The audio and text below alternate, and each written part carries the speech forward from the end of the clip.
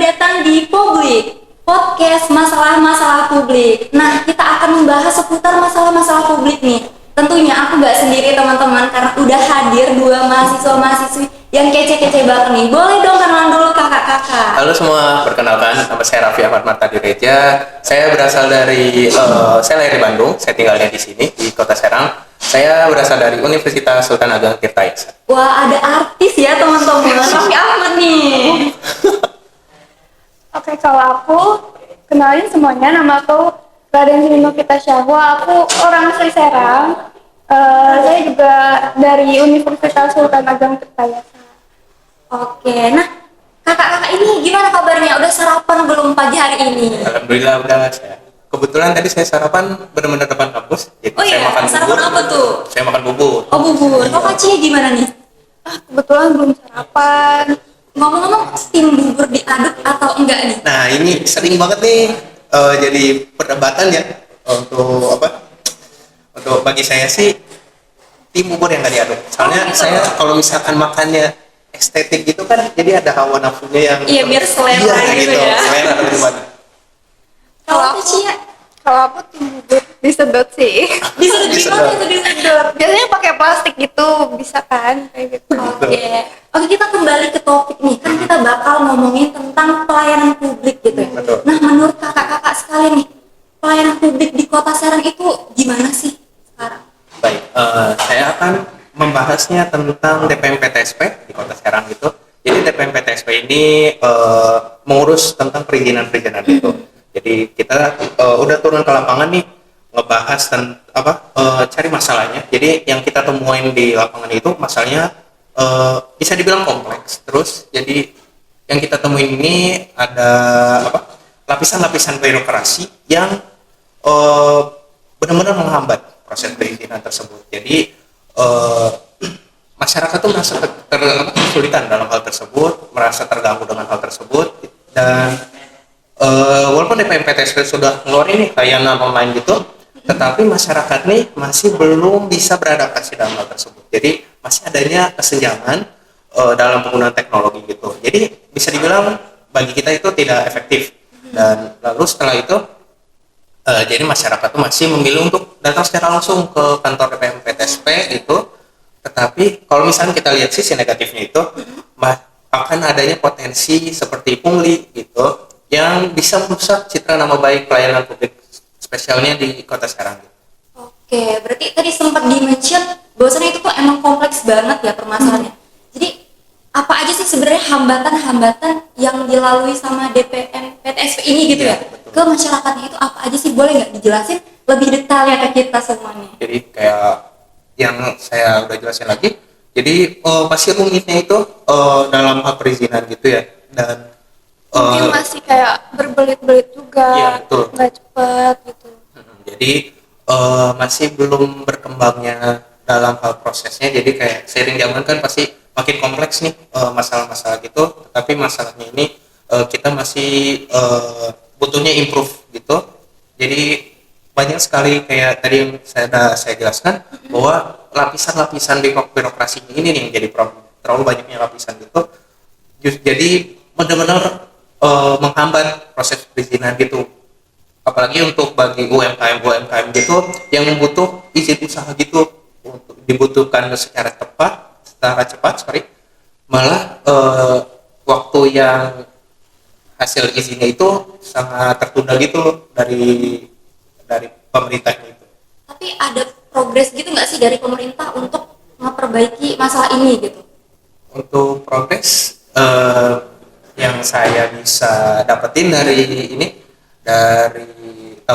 data 2023, saya bahasnya disclaimer, saya bahas masalahnya ini di tahun 2022 ya, puncak masalahnya. Jadi saya bahas ini ada progres perbaikan di tahun 2023. Jadi DPM PTSP ini keluarin namanya kebijakan mantap, Mantap. Jadi kebijakan mantap ini ya namanya keren ya. Jadi kebijakan mantap ini, jadi si DPM PTSP ini pegawainya datang langsung secara ke UMKM. Jadi pegawainya yang ngedatangin langsung ke masyarakat gitu ya? Jemput bola lah. Betul. Jadi si masyarakat yang lagi benar-benar kesusahan, seperti yang sudah saya jelaskan gitu, yang kesusahan dalam layanan mengakses layanan online.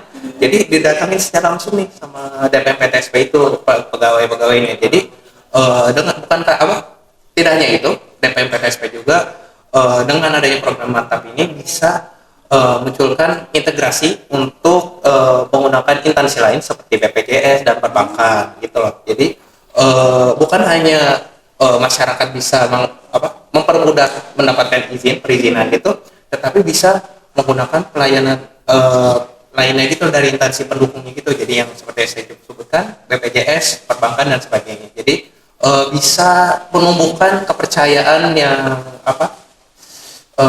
yang sebenarnya kita butuhkan gitu loh. Jadi kan dengan adanya problem sebelumnya kan masyarakat jadi hilang kepercayaan nih terhadap pemerintah gitu. Jadi dengan adanya program tersebut bisa adanya potensi kenaikan kepercayaan gitu, dari timbulnya rasa percaya gitu. Nah, kalau dari Cia sendiri nih, gimana menanggapi tuntutan dari masyarakat ini? Pastinya kan masyarakat kan pengen gitu pelayanan tuh nggak berbelit-belit, cepet, terus aksesnya juga gampang kan, mudah. Dan sebenarnya kita kenapa bahas topik ini menarik karena bisa kita lihat dari IKM tahun 2022 bahwa si Dinas DPM PTSP ini mengalami penurunan yang cukup jauh ya, dari yang triwulan 1 tuh kalau nggak salah 73,5, jadi pada di akhir tahun itu jadi 72,41. Kan dimana itu tuh kayak berpengaruh banget ya, signifikan banget dampaknya terhadap kualitas kerja juga di sana. Karena kan gimana pun masyarakat pengen pelayanan yang lebih baik gitu, lebih bagus. Soalnya in case tuh kayak di sana tuh kadang saya pernah ke sana, terus dia tuh kalau misalkan diminta tolong minta bantuan tapi dilempar-lempar kadang. Jadi lama gitu prosesnya, nambah lama, nambah berbelit-belit, nggak cepet. Jadi kurang efisien gitu ya. Kurang efisien, kurang efektif juga. Jadi makanya kita bahas ini tuh karena emang menarik sih. Terus bisa dibilang DPM PTSP ini masuk ke dalam 3 dinas terendah dalam IKM. Wah, 3 tuh. Iya. 2 lainnya apa nih? Kalau boleh tahu. 2 lainnya itu dinas perhubungan sama satu lagi aduh satu lupa ya, mungkin nanti kita bisa searching aja ya kali teman-teman. Salah satunya itu dinas perhubungan.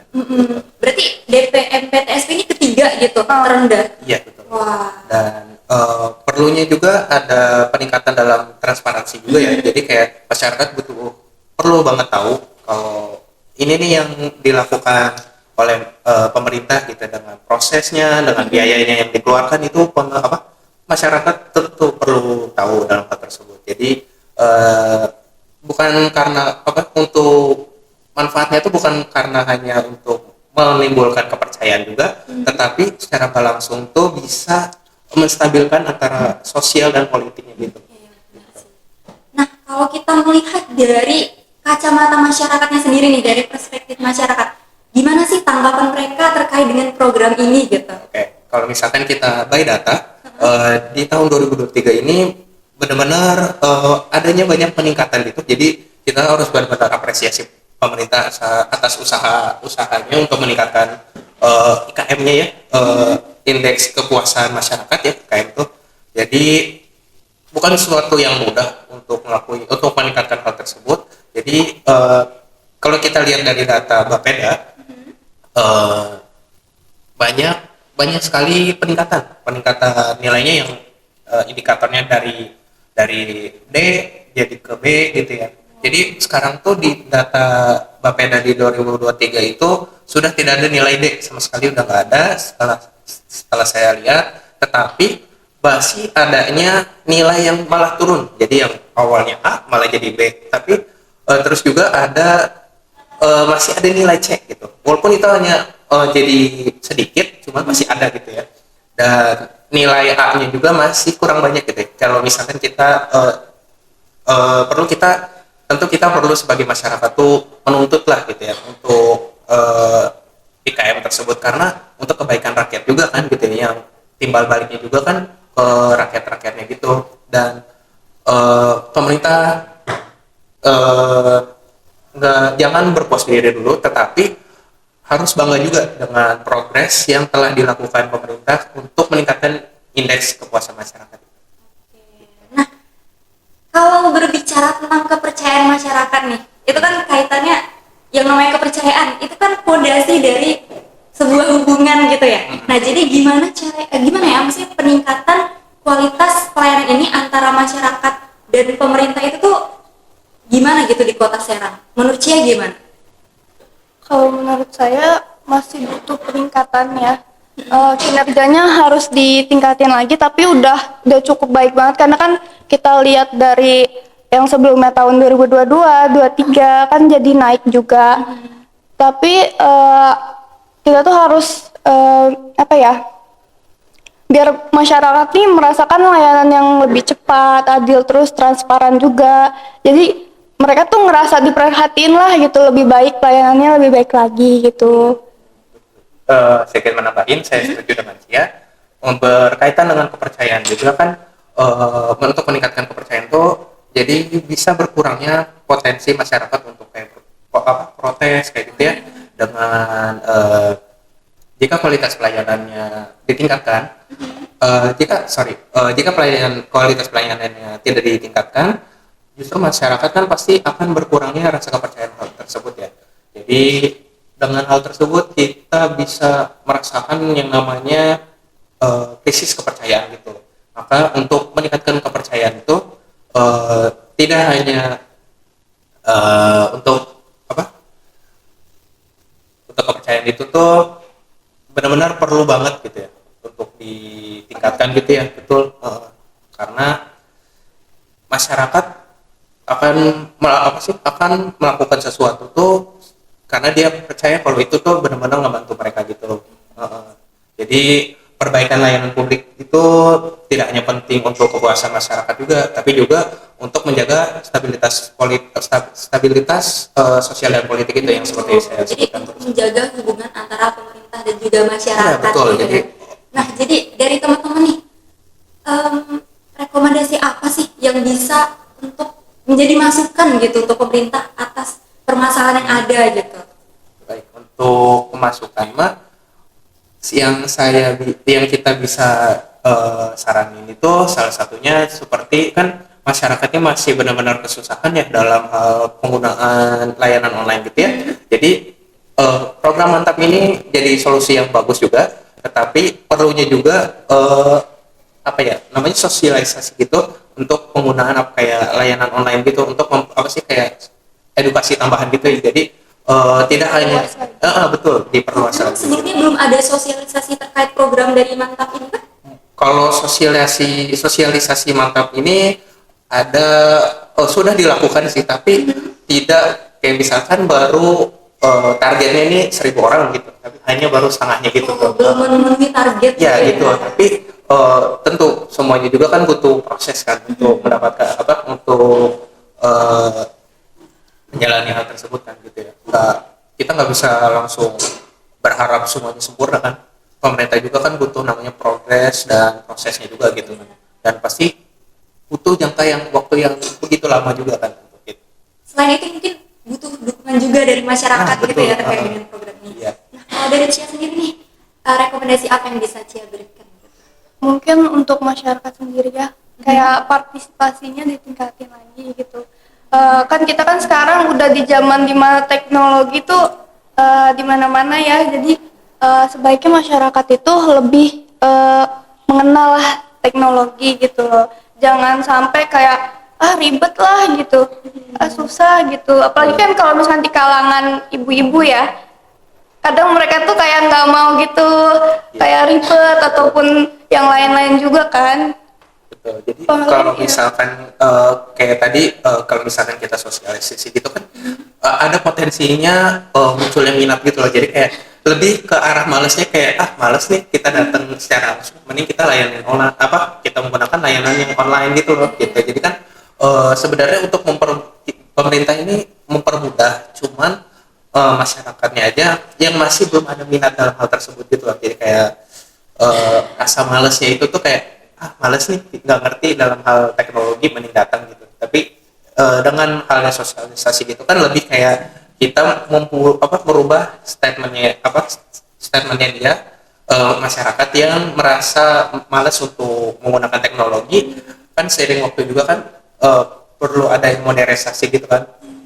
Jadi untuk merubah statementnya yang berawal jadi malas menggunakan teknologi jadi ke malas datang gitu. Jadi kayak lebih apa ya, untuk mempermudah aja sih. Jadi kan kalau misalkan kita layanan online kan lebih mempermudah gitu ya, daripada kita datang secara langsung kan harus banyak sekali ongkos yang keluar kayak misalkan Bener sih, ya gitu kan kalau misal panas, hujan, ya, betul. badai Kalau gitu misalkan ya. kita Bakalan hadir iya, gitu. hanya dengan gadget aja kan kita udah benar-benar nyantai aja di rumah gitu ya. Tapi sebenarnya ada masalah lain gak sih yang bisa timbul gitu dari sini? Kayak setiap, bukan gitu, nggak setiap orang itu kan punya gadget gitu ya. Itu gimana? Ada nggak apa cara ngatasinnya? Oke, kalau misalkan dalam hal mengatasi hal tersebut kan tadi sempat disinggung juga dalam kesenjangan penggunaan teknologi itu ya. Jadi dengan ada program yang mantap ini kan misalkan orang-orang tersebut yang sudah pernah sudah pernah datang ke DPMPTSP gitu dengan keluhan yang bisa menyampaikan keluhannya gitu dengan keterbatasan penggunaan teknologi gitu kan, dengan kita memanfaatkan program kebijakan mantap ini kan jadi si DPMPTSP ini bisa datang secara langsung gitu ke tatap mukanya gitu ke orang yang benar-benar diperuntukkan. Program mantap ini tuh diperuntukkan untuk UMKM spesialnya terutama UMKM yang benar-benar kesulitan untuk penggunaan layanan online gitu. Ini tuh bentuknya dia aplikasi atau apa si program mantap ini? Kalau program mantap ini kita pegawainya datang. Oh Pegawainya gitu datang, ya. Oh berarti mereka sendiri yang mendata. Jadi itu tuh nanti mereka Betul. yang input sendiri Iya gitu. betul. Jadi bisa juga dilihat di YouTube ya, ada penjelasan tentang program mantap ini, dicontohkan juga di videonya tersebut kalau pegawainya itu yang datang. Jadi kayak untuk mempermudah UMKM ya, tadi spesifiknya UMKM, terus mikro usaha kecil kayak gitu. Jadi si pegawainya yang datang gitu, karena kan balik lagi karena tidak semua orang juga kan bisa menggunakan teknologi dan Iya, keterbatasan betul. gitu. Terus dari kalian udah ada ngeliat secara langsung belum kayak pegawai gitu yang datengin ke UMKM gitu? Kalau misalkan secara langsung kita belum ya, belum. Kalau secara langsung belum, tapi untuk ngelihat dari video YouTube kayak gitu kan berarti kan sudah ada contoh realisasinya gitu kan. Dari beberapa sumber gitu kan, dari contohnya kan spesifiknya YouTube gitu. Jadi kita udah ada gambaran nih proses pelaksanaan program mantap ini gitu. Sebenarnya bukan pemerintah aja yang harus bantu masyarakat, tapi masyarakat juga harus ikut andil Betul, gitu. Bener sih, karena emang partisipasi masyarakat tuh sebenarnya penting banget ya. Kayak jadi tonggak keberhasilan program pemerintah gitu ya teman-teman. Berarti emang sebenarnya program ini tuh perlu diapresiasi gitu ya dari masyarakatnya. Oke, nah sebelum itu nih, boleh dong closing statement dulu sebelum kita tutup. Oke. Mau dari Jen atau Sen? Apa nih yang mau disampaikan untuk teman-teman sekalian Oke. yang melihat podcast ini? Jadi untuk kalian semua yang nonton, spesifiknya kan sebagai mahasiswa, setelah lulus nanti kita harus benar-benar bantu rakyat untuk spesifiknya pelayanan publik ya. Kita pasti perlu meningkatkan pelayanan publik. Contohnya kayak problem yang di DPMPTSP ini, setelah kita misalkan mengalami menjalani pendidikan ini, kita pasti punya saran yang baru atau solusi yang baru dalam hal masalah-masalah yang akan baru gitu. Jadi kita ngelakuin semua ini balik lagi untuk rakyat, untuk negara ini. Kalau dari Kak Cia sendiri nih, Oke, kalau dari aku sih mungkin lebih ditingkatkan lagi karena partisipasi masyarakat tuh kurang ya, di Kota Serang juga masih kurang banget, kayak ditingkatin lagi, harus ngikutin lah gitu, jangan jangan menolak misalkan program-program yang udah pemerintah ajuin ataupun keluarkan gitu. Iya. Jadi jangan terlalu terpaku juga dengan pemerintah juga. Jadi harus kitanya juga punya inisiatif gitu dalam hal tersebut. Jadi kayak berani untuk belajar dengan hal-hal yang baru. Jadi kayak misalkan contoh kasusnya yang kita bahas itu kan ya, yang layanan online gitu kan, kadang kan ada dengan inisiatifnya gitu kan kita bisa ngebantu pemerintah juga. Jadi kan awalnya juga kan layanan online ini untuk membantu rakyatnya gitu, bukan untuk mempersulit gitu ya. Jadi gitu, dua pihak ini, rakyat dan pemerintah, itu sungguh penting untuk negara gitu.